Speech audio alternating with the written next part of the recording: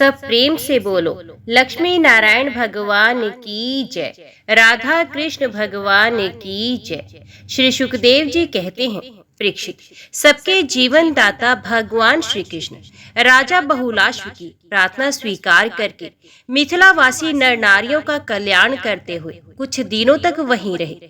प्रिय परीक्षित, जैसे राजा बहुलाश्व भगवान श्री कृष्ण और मुनि मंडली के पधारने पर आनंद मगन हो गए थे, वैसे ही श्रुतदेव ब्राह्मण भगवान श्री कृष्ण और मुनियों को अपने घर आया देखकर आनंद विवल हो गए। वे उन्हें नमस्कार करके अपने वस्त्र उछाल उछाल कर नाचने लगे। श्रुतदेव जी ने चटाई, पीढ़े और कुश आसन बिछाकर उन पर भगवान श्री कृष्ण और मुनियों को बैठाया, स्वागत भाषण आदि के द्वारा उनका अभिनंदन किया तथा अपनी पत्नी के साथ बड़े आनंद से सबके पांव पखारे। महान सौभाग्यशाली श्रुतदेव ने भगवान और ऋषियों के चरणोदक से अपने घर और कुटुंबियों को सींच दिया।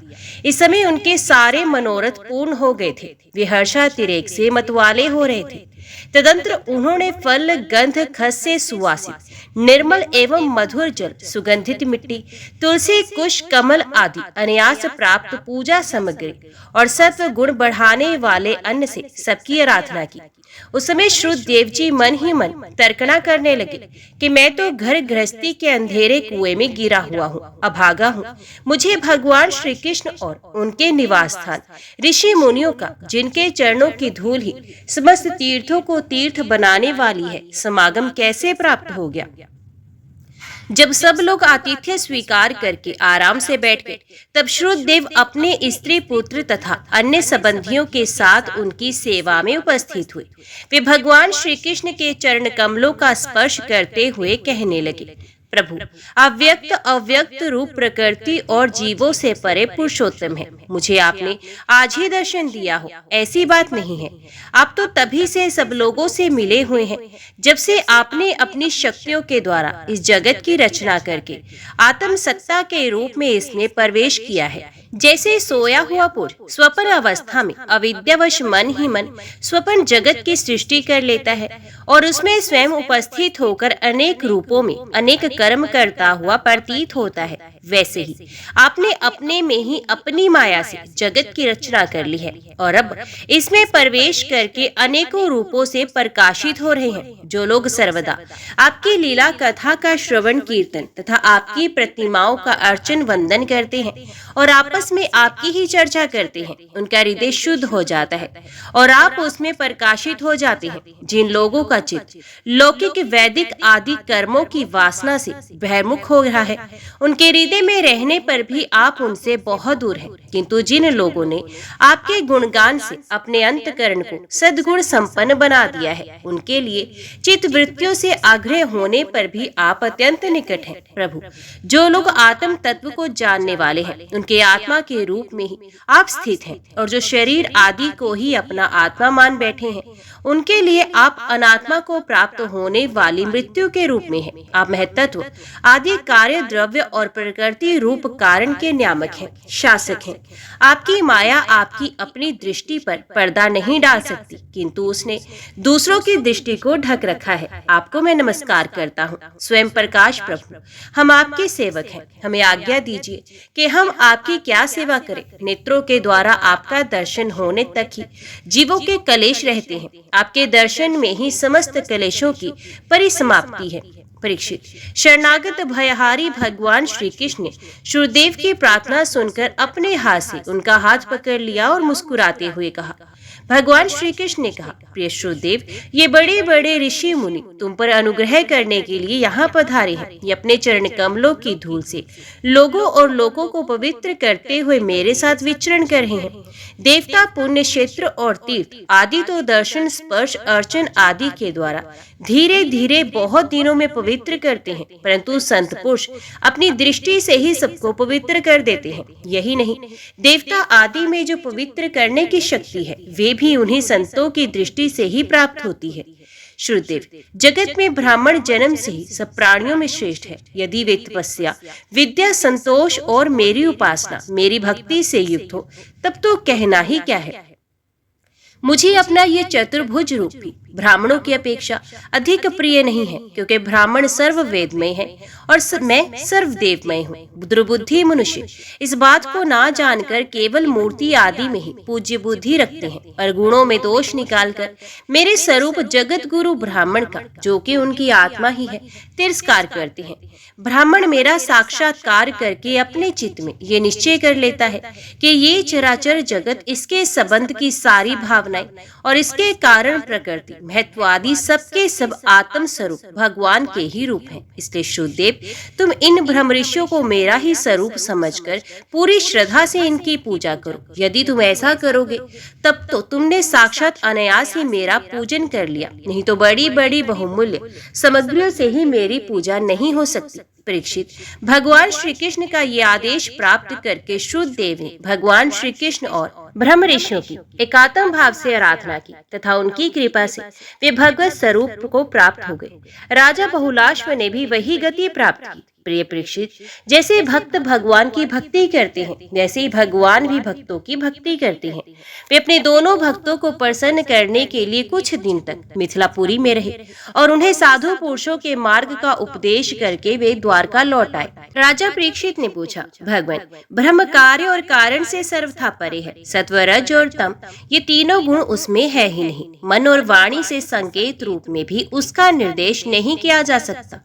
दूसरी ओर समस्त श्रुतियों का विषय गुण ही है। ऐसी स्थिति में श्रुतियां निर्गुण ब्रह्म का प्रतिपादन किस प्रकार करती हैं, क्योंकि निर्गुण वस्तु का स्वरूप तो उनकी पहुंच से परे है। श्री सुखदेव जी कहते हैं, परीक्षित, भगवान ने जीवों के लिए बुद्धि, इंद्रिय, मन और प्राणों की सृष्टि की है। इनके द्वारा वे स्वेच्छा से अर्थ, धर्म और काम अथवा मोक्ष का अर्जन कर सकते हैं। ब्रह्म का प्रतिपादन करने वाले उपनिषद का यही स्वरूप है। इसे पूर्वजों के भी पूर्वज सनकादि ऋषियों ने आत्म निश्चय के द्वारा धारण किया है। जो भी मनुष्य इसे श्रद्धा पूर्वक धारण करता है, वे बंधन के कारण समस्त उपाधियों से मुक्त होकर अपने परम कल्याण स्वरूप परमात्मा को प्राप्त हो जाता है। इस विषय में मैं तुम्हें एक गाथा सुनाता हूँ। उस गाथा के साथ स्वयं भगवान नारायण का संबंध है। ये गाथा देवऋषि नारद और ऋषि श्रेष्ठ नारायण का संवाद है। एक समय की बात है, भगवान के प्यारे भक्त देवऋषि नारद जी विभिन्न लोकों में विचरण करते हुए सनातन ऋषि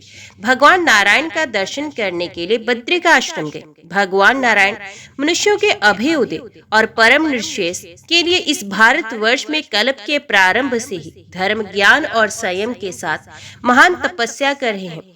एक दिन वे कलाप ग्राम वासी सिद्ध ऋषियों के बीच में बैठे हुए थे। उस समय नारद जी ने उन्हें प्रणाम करके बड़ी नम्रता से प्रश्न पूछा, जो तुम मुझसे पूछ रहे हो। भगवान नारायण ने ऋषियों की उस भरी सभा में नारद जी को उनके प्रश्न का उत्तर दिया और वे कथा सुनाई, जो पूर्व कालीन जनलोक निवासियों में परस्पर वेदों के तात्पर्य और ब्रह्म के स्वरूप के संबंध में विचार करते समय कही गई थी। भगवान नारायण ने कहा, नारद जी, प्राचीन काल की बात है, एक बार जनलोक में वहां रहने वाले ब्रह्मा के मानस पुत्र नैष्ठिक ब्रह्मचारिक सनक, सनंदन, सनातन आदि परम ऋषियों का ब्रह्म सत्र हुआ था।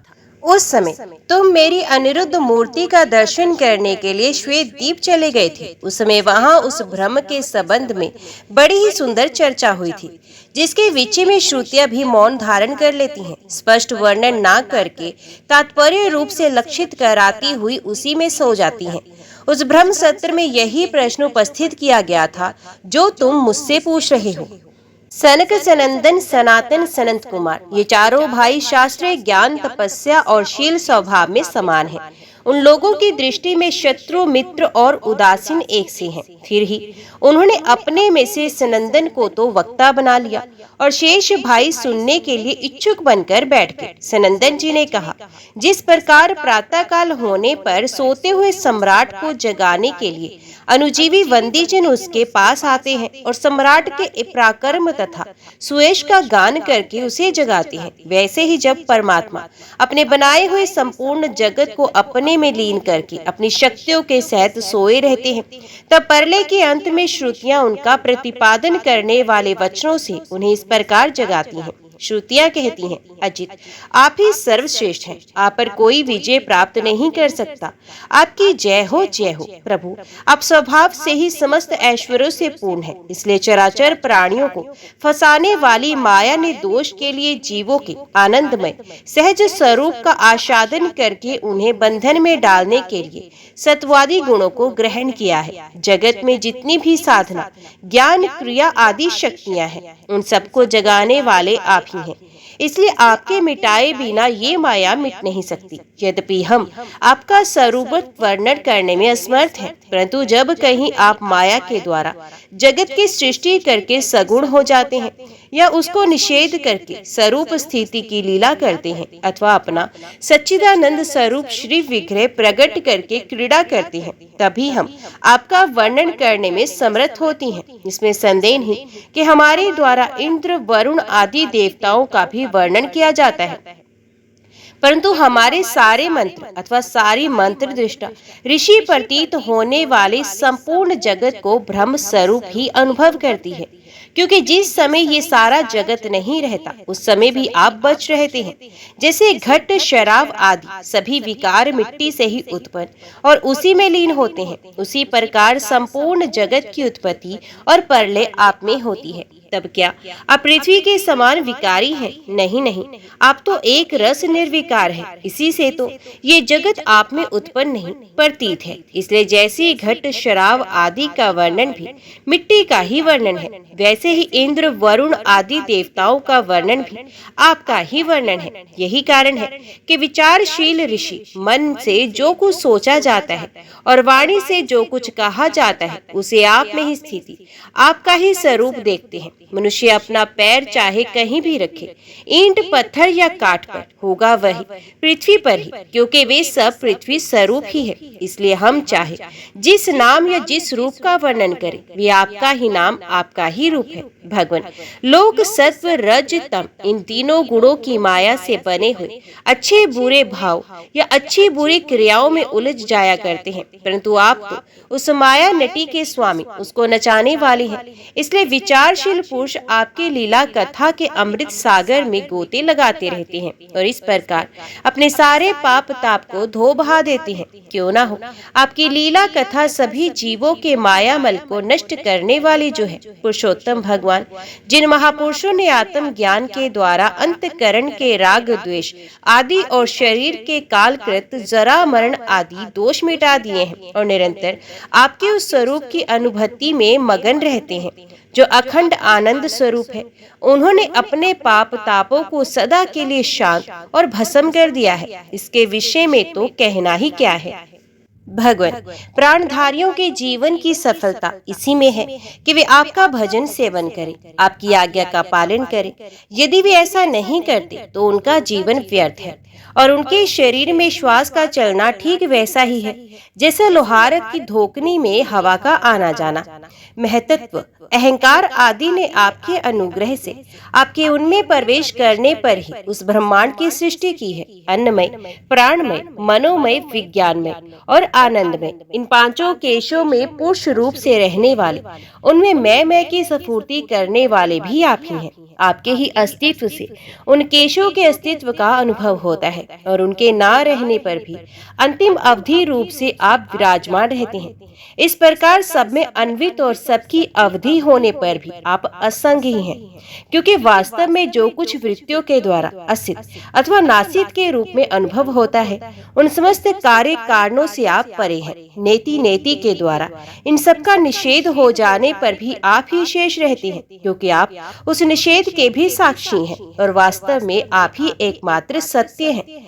ऋषियों ने आपकी प्राप्ति के लिए अनेकों मार्ग माने हैं। उनमें जो सतल दृष्टि वाले हैं वे मणिपुर चक्र में अग्नि रूप से आपकी उपासना करते हैं। अरुण वंश के ऋषि समस्त नाड़ियों के निकलने के स्थान हृदय में आपके परम सूक्ष्म स्वरूप देहर ब्रह्म की उपासना करते हैं। प्रभु हृदय से ही आपको प्राप्त करने का श्रेष्ठ मार्ग सुषुम्ना नाड़ी ब्रह्मरंध्र तक गई हुई है। जो पुरुष उस ज्योतिर्मय मार्ग को प्राप्त कर लेता है और उससे से ऊपर की ओर बढ़ता है वे फिर जन्म मृत्यु के चक्कर में नहीं पड़ता। भगवान, आपने ही देवता, मनुष्य और पशु पक्षी आदि योनियां बनाई है। सदा सर्वत्र सब रूपों में आप ही हैं। इसलिए कारण रूप से प्रवेश ना करने पर भी आप ऐसे जान पड़ते हैं मानो उसमें प्रविष्ट हुए हों। साथ ही विभिन्न आकृतियों का अनुकरण करके कहीं उत्तम तो कहीं अधम रूप से प्रतीत होते हैं। जैसे आग छोटी बड़ी लकड़ियों और कर्मों के अनुसार प्रचुर अथवा अल्प परिमाण में या उत्तम अधम रूप में प्रतीत होती है। इसलिए संत पुरुष लौकिक पारलौकिक कर्मों की दुकानदारी से, उनके फलों से विरक्त हो जाते हैं और अपनी निर्मल बुद्धि से सत्य असत्य, आत्मा अनात्मा को पहचान कर जगत के झूठे रूपों में नहीं फंसते, आपके सर्वत्र एक रस संभाव से स्थित सत्य स्वरूप का साक्षात्कार करते हैं। प्रभु, जीव जिन शरीरों में रहता है वे उसके कर्म के द्वारा निर्मित होते हैं और वास्तव में उन शरीरों के कार्य कारण रूप आवरणों से वे रहित हैं, क्योंकि वस्तुत उन आवरणों की सत्ता ही नहीं है। तत्वज्ञानी पुरुष ऐसा कहते हैं कि समस्त शक्तियों को धारण करने वाले आपका ही वे स्वरूप है। स्वरूप होने के कारण अंश ना होने पर भी उसे अंश कहते हैं और निर्मित ना होने पर भी निर्मित कहते हैं। इसी से बुद्धिमान पुरुष जीव के वास्तविक स्वरूप पर विचार करके परम विश्वास के साथ आपके चरण कमलों की उपासना करते हैं, क्योंकि आपके चरण ही समस्त वैदिक कर्मों के समर्पण स्थान और मोक्ष स्वरूप है। भगवान, परमात्म तत्व का ज्ञान प्राप्त करना अत्यंत कठिन है। उसी का ज्ञान कराने के लिए आप विविध प्रकार के अवतार ग्रहण करते हैं और उनके द्वारा ऐसी लीला करते हैं जो अमृत के महासागर से भी मधुर और मादक होती है। जो लोग उसका सेवन करते हैं उनकी सारी थकावट दूर हो जाती है और वे परम आनंद में मगन हो जाते हैं। कुछ प्रेमी भक्त तो ऐसे होते हैं जो आपकी लीला कथाओं को छोड़कर मोक्ष की अभिलाषा नहीं करते, स्वर्ग आदि की तो बात ही क्या। वे आपके चरण कमलों के प्रेमी परमहंसों के सत्संग में, जहाँ आपकी कथा होती है, इतना सुख मानते हैं कि उसके लिए इस जीवन में प्राप्त अपनी घर गृहस्थी का भी परित्याग कर देते हैं। प्रभु, ये शरीर आपकी सेवा का साधन होकर जब आपके पथ का अनुरागी हो जाता है तब आत्मा हितैषी, सुहृद और प्रिय व्यक्ति के समान आचरण करता है।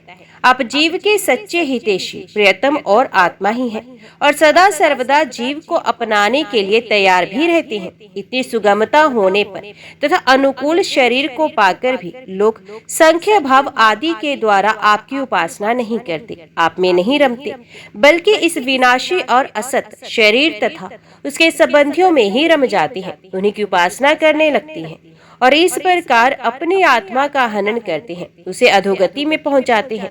भला ये कितने कष्ट की बात है। इसका फल ये होता है कि उनकी सारी वृत्तियां, सारी वासनाएं शरीर आदि में लग जाती हैं और फिर उनके अनुसार उनको पशु पक्षी आदि के ना जाने कितने बुरे बुरे शरीर ग्रहण करने पड़ते हैं और इस प्रकार अत्यंत भयावह जन्म मृत्यु रूप संसार में भटकना पड़ता है।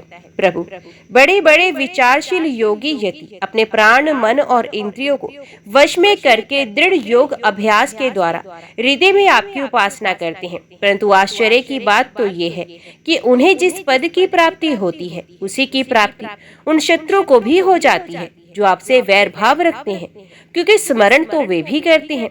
कहाँ तक कहें भगवान, वे स्त्रियां जो अज्ञानवश आपको परिच्छिन्न मानती हैं और आपकी शेषनाग के समान मोटी, लंबी तथा सुकुमार भुजाओं के प्रति कामभाव से आसक्त रहती हैं, जिस परम पद को प्राप्त करती हैं वही पद हम श्रुतियों को भी प्राप्त होता है। यद्यपि हम आपको सदा सर्वदा एक रस अनुभव करती हैं और आपके चरणार विंद का मकरंद रस पान करती रहती हैं। क्यों ना हो, आप समदर्शी जो हैं, आपकी दृष्टि में उपासक के परिशीर्ण या अपरिशीर्ण भाव में कोई अंतर नहीं। भगवान, आप अनादि और अनंत हैं, जिसका जन्म और मृत्यु काल से सीमित है, वे भला आपको कैसे जान सकता है। स्वयं ब्रह्मा जी, निवृत्ति परायण सनकादि तथा प्रवृत्ति परायण मरीचि आदि भी बहुत पीछे आपसे ही उत्पन्न हुए हैं। जिस समय आप सबको समेटकर सो जाते हैं, उस समय ऐसा कोई साधन नहीं रह जाता जिससे उनके साथ ही सोया हुआ जीव आपको जान सके, क्योंकि उस समय ना तो आकाश आदि स्थूल जगत रहता है और ना तो महत्व आदि सूक्ष्म जगत। इन दोनों से बने हुए शरीर और उनके निमित्त क्षण मुहूर्त आदि काल के अंग भी नहीं रहते। उस समय कुछ भी नहीं रहता। यहाँ तक के शास्त्र भी आप में ही समा जाते हैं। प्रभु, कुछ लोग मानते हैं कि असत्य जगत की उत्पत्ति होती है और कुछ लोग कहते हैं कि सत्य रूप दुखों का नाश होने पर मुक्ति मिलती है।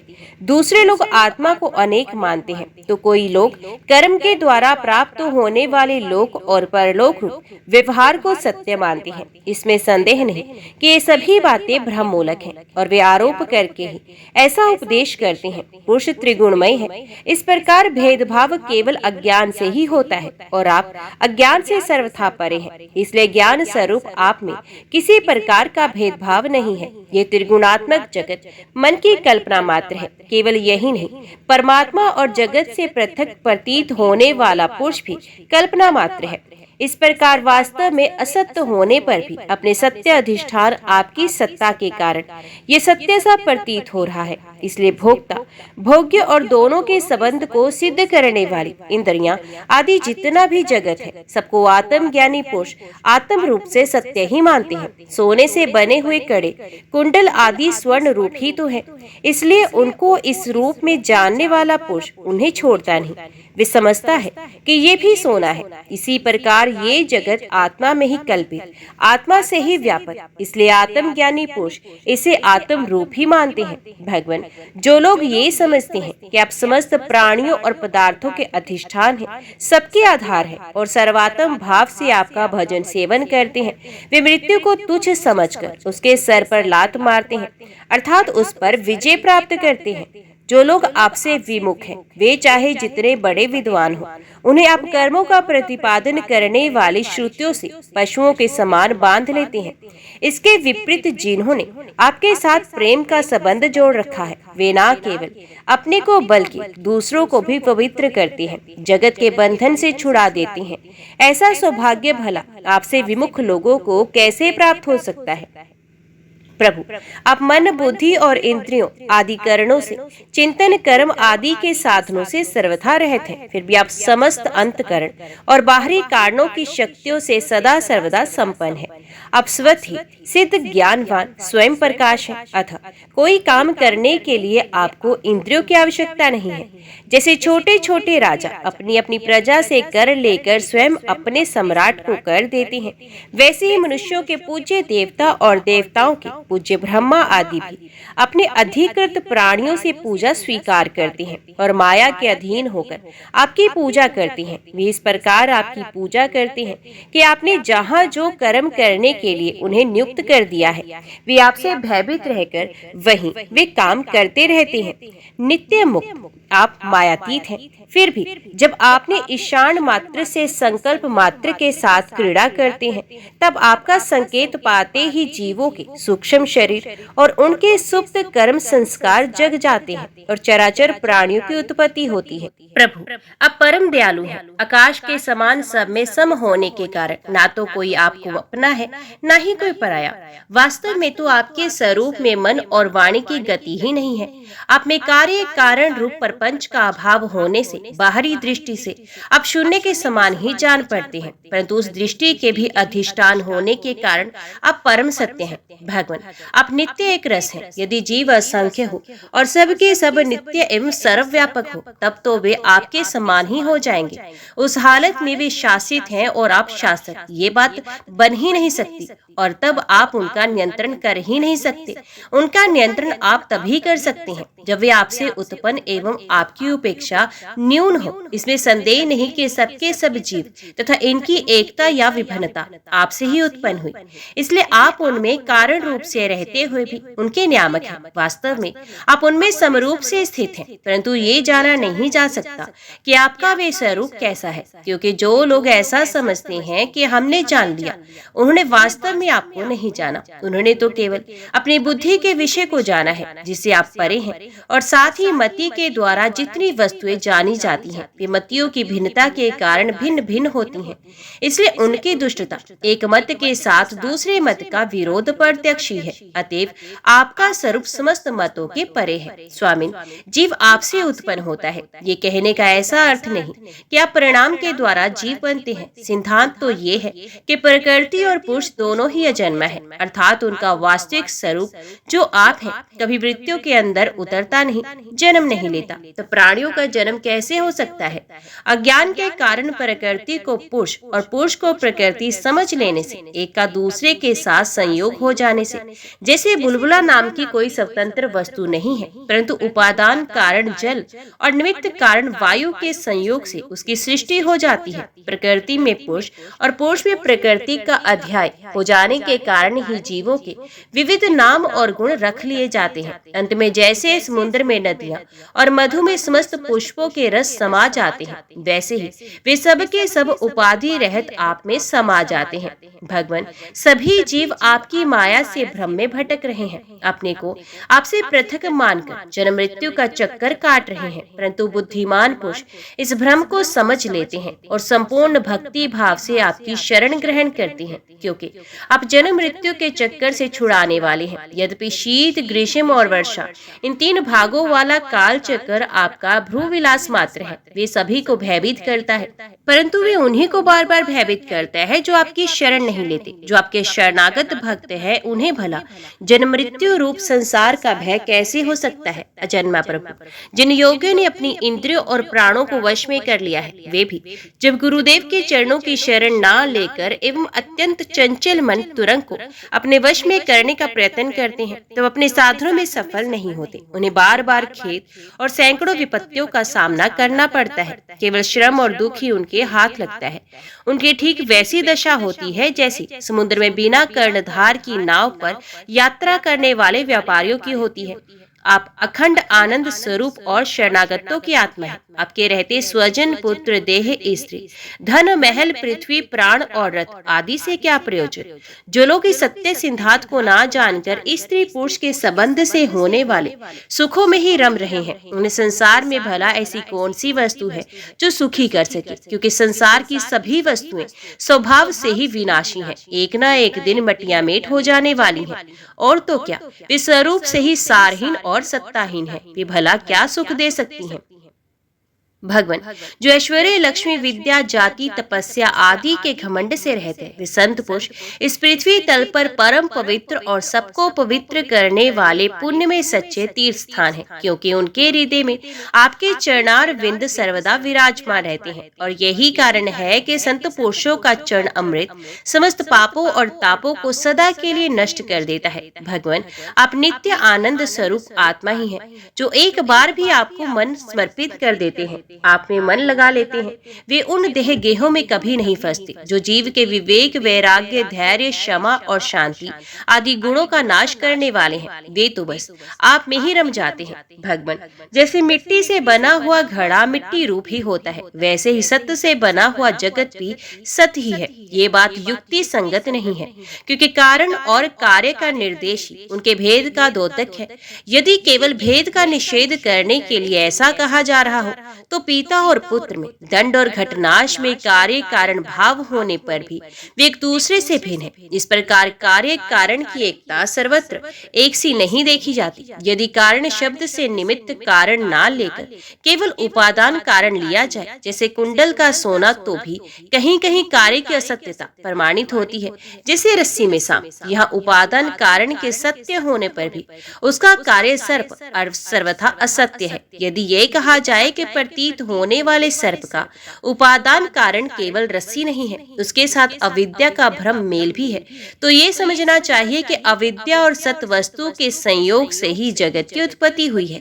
इसलिए जैसे रस्सी में प्रतीत होने वाला सर्प मिथ्या है, वैसे ही सतवस्तु में अविद्या के संयोग से प्रतीत होने वाला नाम रूपात्मक जगत भी मिथ्या है। यदि केवल व्यवहार की सिद्धि के लिए ही जगत की सत्ताभीष्ट है, तो उसमें कोई आपत्ति नहीं, क्योंकि वे परमार्थिक पारमार्थिक सत्य ना होकर केवल व्यवहारिक सत्य है। ये भ्रम व्यवहारिक जगत में माने हुए काल की दृष्टि से अनादि है और अज्ञानी जन बिना विचार किए पूर्व के भ्रम से प्रेरित होकर अंध परंपरा से इसे मानते चले आ रहे हैं। ऐसी स्थिति में कर्म फल को सत्य बताने वाली श्रुतियां केवल उन्हीं लोगों को भ्रम में डालती हैं जो कर्म में जड़ हो रहे हैं और ये नहीं समझते कि इनका तात्पर्य कर्म फल की नित्यता बतलाने में नहीं बल्कि उनकी प्रशंसा करके उन कर्मों में लगाने में है। वास्तविक बात तो ये है कि ये जगत उत्पत्ति के पहले नहीं था, प्रलय के बाद भी नहीं रहेगा। इससे ये सिद्ध होता है कि ये बीच में भी एक रस परमात्मा में मिथ्या ही प्रतीत हो रहा है। इसी से हम श्रुति जगत का वर्णन ऐसी उपमा देकर करती हैं कि जैसे मिट्टी में घड़ा, लोहे में शस्त्र और सोने में कुंडल आदि नाम मात्र है। वास्तव में मिट्टी, लोहा और सोना है, सर्वथा मिथ्या है और कल्पना है। इसे नासमझ मूर्ख ही सत्य मानते हैं। जब जीव माया से मोहित होकर अविद्या को अपना लेता है उस समय उसके स्वरूप अनादि आदि गुण ढक जाती है। विगुणन चिन्ह वृत्तियों, इंद्रियों और देहों में फंस जाता है तथा उन्हीं को अपना आपा मानकर उनकी सेवा करने लगता है। अब उनकी जन्म मृत्यु में अपनी जन्म मृत्यु मानकर उनके चक्कर में पड़ जाता है। परंतु प्रभु, जैसे सांप अपने केंचुल से कोई संबंध नहीं रखता, उसे छोड़ देता है, वैसे ही आप माया अविद्या से कोई संबंध नहीं रखते, उसे सदा सर्वदा छोड़े रहते हैं।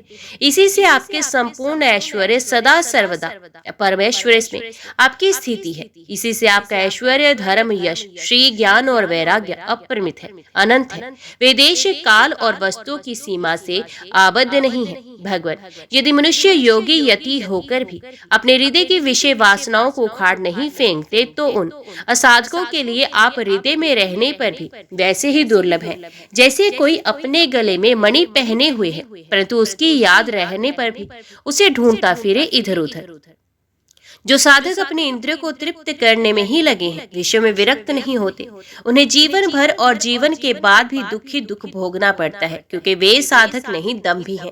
एक तो अभी उन्हें मृत्यु से छुटकारा नहीं मिला, लोगों को रिझाने, धन कमाने आदि के कलेश उठाने पड़ रहे हैं, और दूसरे आपका स्वरूप ना जानने के कारण अपने धर्म कर्म का उल्लंघन करने से परलोक में नरक आदि प्राप्त होने का भय भी बना रहता है।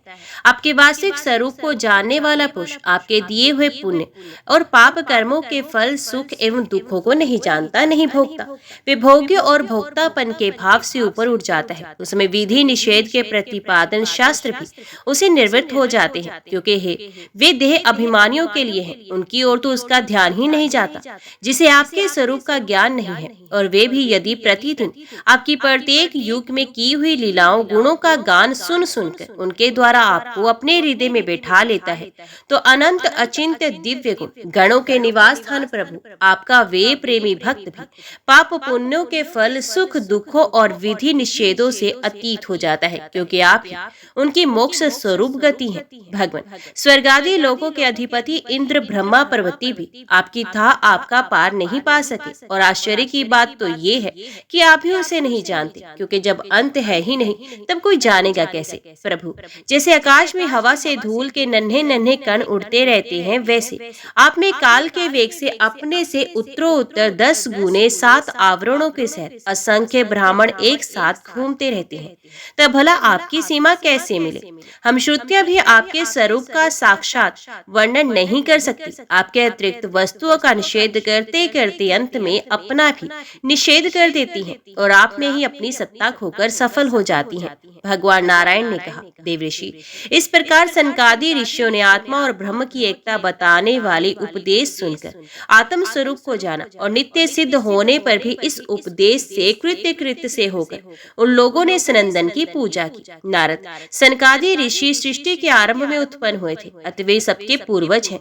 उन आकाशगामी महात्माओं ने इस प्रकार समस्त वेद, पुराण और उपनिषदों का रस निचोड़ लिया है कि सबका सार सर्वस्व है। तुम भी उन्हीं के समान ब्रह्मा के मानस पुत्र हो, उनकी ज्ञान संपत्ति के उत्तराधिकारी हो। तुम भी श्रद्धा के साथ इस ब्राह्मण विद्या को धारण करो और स्वच्छंद भाव से पृथ्वी में विचरण करो। ये विद्या मनुष्यों की समस्त वासनाओं को भस्म कर देने वाली है। परीक्षित, देवऋषि नारद बड़े संयमी, ज्ञानी, पूर्ण काम और नैष्ठिक ब्रह्मचारी हैं। भगवान नारायण ने उन्हें जब इस प्रकार उपदेश किया तब उन्होंने बड़ी श्रद्धा से उसे ग्रहण किया और उनसे ये कहा, भगवान, आप सच्चिदानंद स्वरूप श्री कृष्ण हैं, आपकी कीर्ति परम पवित्र है, आप समस्त प्राणियों के परम कल्याण मोक्ष के लिए कमनीय कला अवतार धारण करते हैं, मैं आपको नमस्कार करता हूँ। इस प्रकार महात्मा देवऋषि नारद आदि ऋषि भगवान नारायण को और उनके शिष्यों को नमस्कार करके स्वयं मेरे पिता व्यास जी के आश्रम पर गए। भगवान वेद व्यास ने उनका यथोचित सत्कार किया, वे आसन स्वीकार करके बैठ गए। इसके बाद देवऋषि नारद ने जो कुछ भगवान नारायण के मुंह से सुना था वे सब कुछ मेरे पिताजी को सुना दिया। इस प्रकार मैंने तुम्हें बताया कि मन वाणी से अगोचर और समस्त प्राकृतिक गुणों से रहित परब्रह्म परमात्मा का वर्णन श्रुतियां किस प्रकार करती हैं और उसमें मन का कैसे प्रवेश होता है, यही तो तुम्हारा प्रश्न था। भगवान ही इस विश्व का संकल्प करते हैं तथा उसके आदि, मध्य और अंत में स्थित रहते हैं। वे प्रकृति और जीव दोनों के स्वामी हैं। उन्होंने ही इसकी सृष्टि करके जीव के साथ इसमें प्रवेश किया है और शरीरों का निर्माण करके वे ही उनका नियंत्रण करते हैं। जैसे गाढ़ निद्रा सुषुप्ति में मगन पुरुष अपने शरीर का अनुसंधान छोड़ देता है, वैसे ही भगवान को पाकर ये जीव माया से मुक्त हो जाता है। भगवान ऐसे विशुद्ध केवल चिन्ह मात्र तत्व है कि उनमें जगत के कारण माया अथवा प्रकृति का रत्ती भर भी अस्तित्व नहीं है। वे ही वास्तव में अभय स्थान है। उनका चिंतन निरंतर करते रहना चाहिए। ओम नमो भगवते वासुदेवाय नमः। जय श्री राधे कृष्ण। आज की वीडियो में इतना ही। उम्मीद करती हूँ वीडियो आपको पसंद आई होगी। वीडियो पसंद आई हो तो वीडियो को लाइक और चैनल को सब्सक्राइब जरूर कीजिएगा। जय श्री कृष्णा लिखकर कमेंट बॉक्स में अपनी हाजिरी और अपने सुझाव देना ना भूलेगा। तो मिलते हैं अगली कथा अगली वीडियो के साथ। तब तक के लिए देखते व सुनते रहिए। जय मां कंजक, जय माता दी।